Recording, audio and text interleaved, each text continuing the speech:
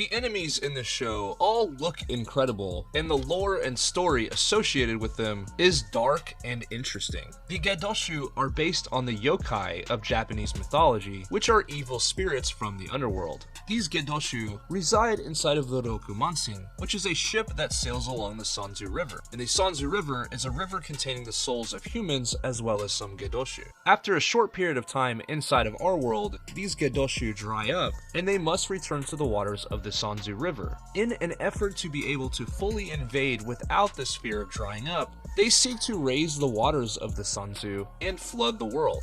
This leads to them terrorizing the world in order to accomplish this. Though the previous generation's Shinkengers were able to defeat them and seal them away, the Gedoshu reawaken in the present time to resume their havoc, only to face the current incarnation of the Shinkengers.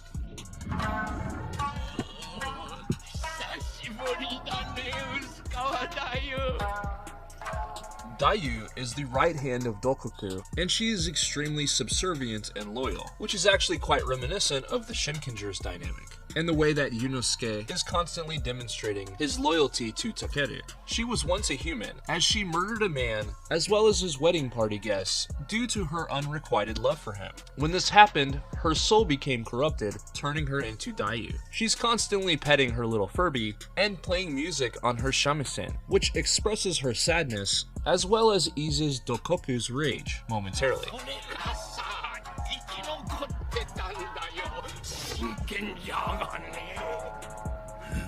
Next up we have Hone no Shitari, or Shitari of Bones. He is a researcher and a strategist for the Gedoshu, and extremely loyal to Dokuku. He seeks to use humans for his own research, and I can't help but think of a Seeker from Skyrim whenever I see this guy.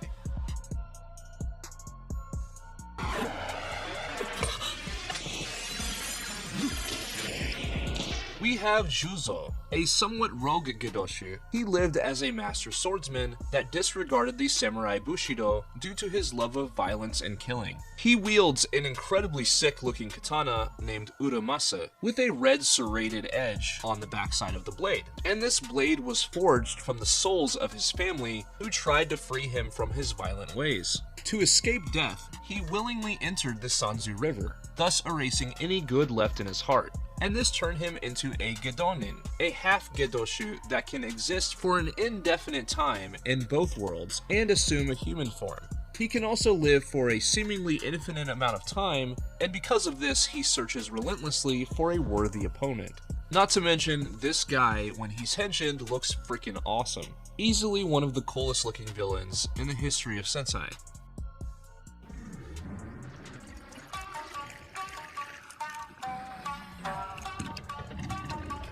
And of course we have the big man himself, Dokuku, who is also one of the coolest looking villains in the history of Sensei.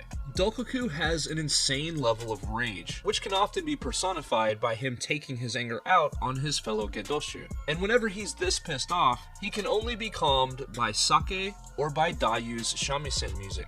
He was never a human and was actually born in the Sanzu River, which is why he's always angry, because the Sanzu River is the personification of rage. In the past, he was temporarily defeated by the 17th head of the Shiba clan, which cost this clan leader his life. After this, Dokuku would spend many years rebuilding himself in the Sanzu River before re-emerging, giving us the pissed off rage monster that we all know and love.